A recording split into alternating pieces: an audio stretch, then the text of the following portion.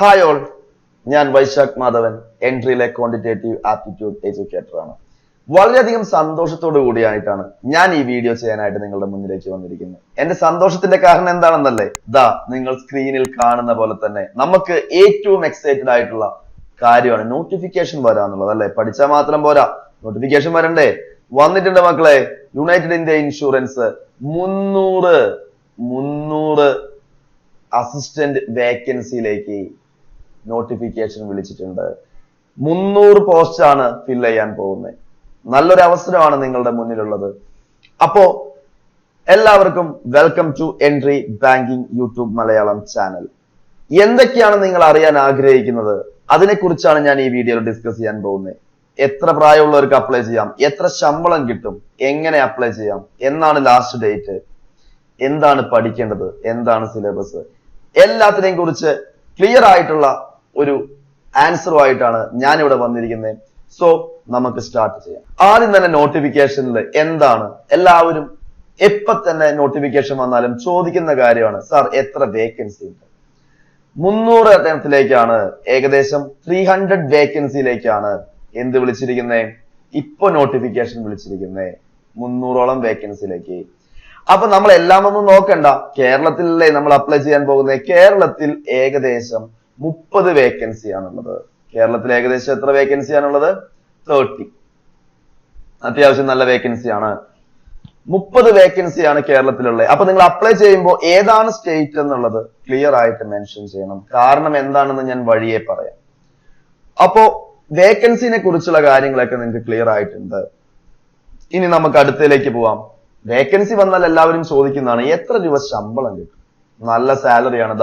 ഏകദേശം ഈ കാണുന്നതാണ് നിങ്ങൾക്ക് ലഭിക്കുന്ന സാലറീസ്. വേരിയേഷൻ ഉണ്ടാവാം, സിറ്റീസ് അനുസരിച്ച് വേരിയേഷൻസ് ഉണ്ടാവാം. നിങ്ങൾക്ക് in hand approximately 37,000 per month initial സ്റ്റേജിൽ ഒരു മെട്രോ സിറ്റിയിൽ കിട്ടുമെന്ന് അവർ വ്യക്തമായിട്ട് പറഞ്ഞിട്ടുണ്ട്. അത് കൂടാതെ എന്തൊക്കെയാണ്, apart from allowances, other benefits such as lump sum, domiciliary medical benefits ഉണ്ട്, membership of group mediclaim policy, hospitalisation expense, leave travel subsidy, അങ്ങനെ കുറെ അധികം ബെനിഫിറ്റ്സും കൂടി എക്സ്ട്രാ ഉണ്ട്. അവർ നോട്ടിഫിക്കേഷനിൽ തന്നെ അത് പറഞ്ഞിട്ടുണ്ട്. ക്ലിയർ അല്ലേ? ഇനി നിങ്ങൾക്ക് ക്വാളിഫിക്കേഷൻ എന്താ, ഏത് യൂണിവേഴ്സിറ്റിയിൽ നിന്നും എടുക്കുന്ന ഒരു ഗ്രാജുവേഷൻ എന്ത് വേണമെങ്കിലും ആവാം. ബിടെക്കാർക്ക് അപ്ലൈ ചെയ്യാം, BSc അങ്ങനെ വരുന്ന എല്ലാ ഡിഗ്രിക്കാർക്കും എന്ത് ചെയ്യാം, അപ്ലൈ ചെയ്യാം. അതല്ലാതെ ഇന്ന ആൾക്കാർക്ക് മാത്രം അപ്ലൈ ചെയ്യാൻ പാടുള്ളൂ എന്നുള്ള ഒരു ക്രൈറ്റീരിയ വെച്ചിട്ടില്ല. എല്ലാവർക്കും എന്ത് ചെയ്യാൻ പറ്റും, അപ്ലൈ ചെയ്യാനായിട്ട് പറ്റും. 30/9/2023 ക്വാളിഫിക്കേഷന്റെ ഡേറ്റ് ഇട്ടിരിക്കുന്നത്. അതിന് മുന്നേ എന്തായിരിക്കണം, നിങ്ങൾ പാസ് ഔട്ട് ആയിട്ടിരിക്കണം എന്നാണ് അവർ ഉദ്ദേശിച്ചിരിക്കുന്നത്. ക്ലിയർ? ഇനി നമ്മൾ അടുത്തിലേക്ക് പോവാണ്. ഏജ്, എത്ര ഏജ് ഉള്ളവർക്ക് അപ്ലൈ ചെയ്യാം, ഏതൊക്കെ ഏജ് ഉള്ളവർക്ക് അപ്ലൈ ചെയ്യാം? മാക്സിമം 30 ഇയേഴ്സ് ആണ്. അതായത് 30/9/2023 ഞാൻ നേരത്തെ പറഞ്ഞ ഡേറ്റ് ആണ്.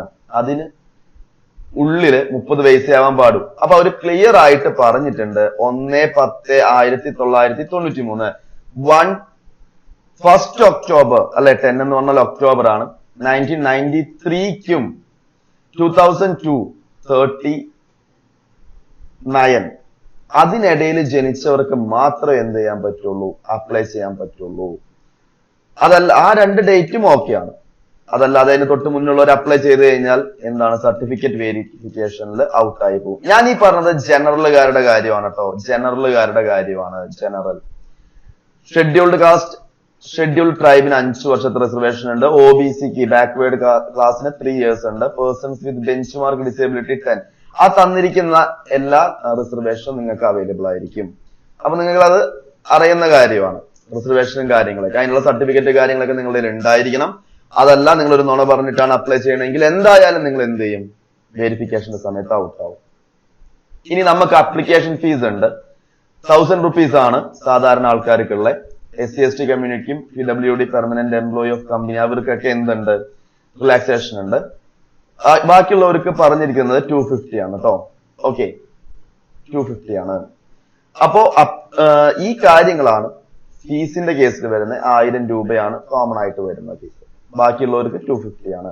ഇനി ഇമ്പോർട്ടന്റ് ആയിട്ടുള്ള കാര്യമാണ് ഡേറ്റ്സ്. ഡേറ്റ്സ് എന്തായാലും നിങ്ങൾ ഓർത്തിരിക്കണം. 16th ഡിസംബറിനാണ് 2023 ഓൺലൈൻ രജിസ്ട്രേഷൻ സ്റ്റാർട്ട് ചെയ്യുന്നത്. ലാസ്റ്റ് ഡേറ്റ് എന്ന് പറയുന്നത് 2024 ജാനുവരി 6 ആണ്. പേയ്മെന്റ് അടയ്ക്കാനുള്ള ലാസ്റ്റ് ഡേറ്റും 2024 ജാനുവരി 6 ആണ്. ഓക്കെ, കോൾ ലെറ്റേഴ്സ് എന്നാണോ എക്സാം നടക്കുന്നത് അതിന് 10 ദിവസം മുന്നേ നിങ്ങൾക്ക് എന്ത് ചെയ്യാം, ഡൗൺലോഡ് ചെയ്തെടുക്കാവുന്നതാണ്. ഡേറ്റിനെ കുറിച്ചുള്ള കാര്യങ്ങളും ക്ലിയർ ആണ്. ഇനി സെലക്ഷൻ പ്രോസസ് എന്ന് പറഞ്ഞു കഴിഞ്ഞാൽ ഇവിടെ എന്താണ്?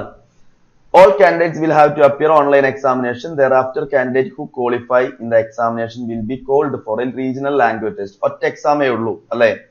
അതിൽ എന്തൊക്കെയുണ്ട്? 200 questions, 250 മാർക്സ് ആണ്. നമ്മൾ സാധാരണ പഠിക്കുന്ന ബാങ്ക് എക്സാംസിന് പഠിക്കുന്ന ആൾക്കാർ തന്നെയാണ്. Reasoning 40 marks, 40 questions 50 mark. English same തന്നെയാണ്. QA ന്യൂമറിക്കൽ എബിലിറ്റിയും സെയിം തന്നെയാണ്. General knowledge or general awareness 40 questions 50 marks ആണ്. കമ്പ്യൂട്ടർ നോളേജ് എത്രയുണ്ട്? 40 ഉണ്ട്. അപ്പൊ എക്സ്ട്രാ നിങ്ങൾ കമ്പ്യൂട്ടറും കൂടി നമുക്ക് പല എക്സാംസിന്റെയും മെയിൻസിന് വരാറുണ്ട്, അതും കൂടി പഠിച്ചിരിക്കുക. എല്ലാം 40 questions ആണ്. 200 questions 250 മാർക്സ് ഉണ്ട്. ക്ലിയർ ആണല്ലോ?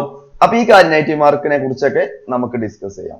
അപ്പൊ ഈ കാര്യങ്ങളെല്ലാമാണ് എന്ത് വരുന്നത്, എക്സാമിന് വരുന്നത്. ഇമ്പോർട്ടന്റ് ആണ്. ഒരു പ്രിലിംസ് ഇല്ല, മെയിൻസ് എക്സാം ആണ് നേരിട്ട് വരുന്നത്. 120 മിനിറ്റ്സ് ആണ് വരുന്നത്. ഓക്കെ, സമയം 2 hours ആണ്. അപ്പൊ നിങ്ങൾ കേരളത്തിലാണ് അപ്ലൈ ചെയ്യണമെങ്കിൽ നിങ്ങൾക്ക് എന്തുണ്ടാവും? ഇവിടെ പറഞ്ഞിട്ടുണ്ട്, റീജിയണൽ ലാംഗ്വേജ് ടെസ്റ്റ്. മലയാളം എന്തായാലും അറിഞ്ഞിരിക്കണം. തമിഴ്നാട്ടിലാണെങ്കിൽ തമിഴ് അറിഞ്ഞിരിക്കണം. കർണാടകയിലാണെങ്കിൽ കന്നഡ അറിഞ്ഞിരിക്കണം. അത് ഇമ്പോർട്ടന്റാ. അപ്പൊ റീജിയണൽ ലാംഗ്വേജ് ടെസ്റ്റ് ഉണ്ട്, അത് ഓർത്ത് നിങ്ങൾ വേക്കൻസി കൂടുതലുള്ള സ്ഥലത്ത് അപ്ലൈ ചെയ്യുമ്പോൾ അതും കൂടി തിങ്ക് ചെയ്തിട്ട് അപ്ലൈ ചെയ്യാം. ക്ലിയർ? അപ്പൊ ഇത്ര കാര്യങ്ങളാണ് ഈ നോട്ടിഫിക്കേഷനിൽ നമ്മൾ ഡിസ്കസ് ചെയ്യാനായിട്ട് ആഗ്രഹിച്ച കാര്യങ്ങളും ഞാൻ പറഞ്ഞു കഴിഞ്ഞിട്ടുണ്ട്. അപ്പൊ എല്ലാവരും ചെയ്യേണ്ട ഏറ്റവും പ്രധാനപ്പെട്ട കാര്യം ഇന്ന് തന്നെ എന്ന് ഞാൻ പറയില്ല. കാരണം എന്താ, നമുക്ക് എന്നാണ് അപ്ലൈ ചെയ്ത് തുടങ്ങാൻ പറ്റുക? 16th ഡിസംബർ ആണ്. 16ാം തീയതി സ്റ്റാർട്ട് ചെയ്താൽ അന്ന് തന്നെ അപ്ലൈ ചെയ്യാം. ആരും 6ാം തീയതിയിലേക്ക് വെക്കരുത്, ജനുവരി 6th വെക്കരുത്. എത്രയും വേഗം തന്നെ അപ്ലൈ ചെയ്യാം, പഠിച്ചു തുടങ്ങുക. മോക്ക് ടെസ്റ്റുകൾ കാര്യങ്ങളെല്ലാം ചെയ്ത് ഉഷാറായിട്ട് എല്ലാവരും പഠിച്ചു തുടങ്ങാം. അപ്പൊ എല്ലാവർക്കും ഓൾ ദ ബെസ്റ്റ്. അപ്പൊ എല്ലാവരും ഇന്ന് തന്നെ നിങ്ങളുടെ പഠനം സ്റ്റാർട്ട് ചെയ്യാം. Okay, thank you.